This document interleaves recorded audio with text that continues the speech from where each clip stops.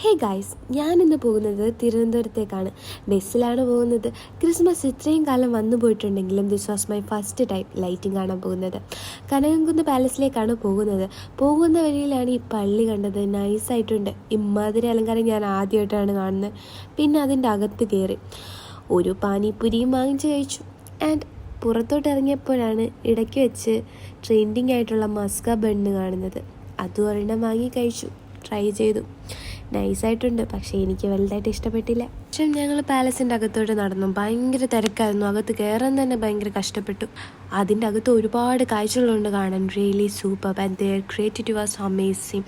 കാഴ്ചകളൊക്കെ കണ്ടിട്ട് തൂക്കിയിട്ട ബാഗ് എൻ്റെ ബ്രദറിൻ്റെ കയ്യിൽ പിടിക്കാൻ കൊടുത്തപ്പോൾ പണ്ടൊക്കെ പിടിക്കാതിരുന്ന ബ്രദർ ഇപ്പോഴാ പിടിക്കുന്ന ചേട്ടൻ ബുക്കിയ കാര്യം ഞാൻ അറിഞ്ഞില്ല.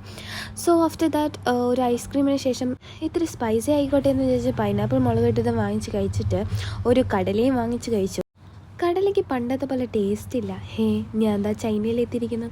കൊള്ളായിരുന്നു കേട്ടോ. ഇതിന് കഴിഞ്ഞതിന് ശേഷം നമ്മൾ വെളിയിലെത്തിയ ഒരു ബിരിയാണിയും വാങ്ങിച്ച് കഴിച്ചു.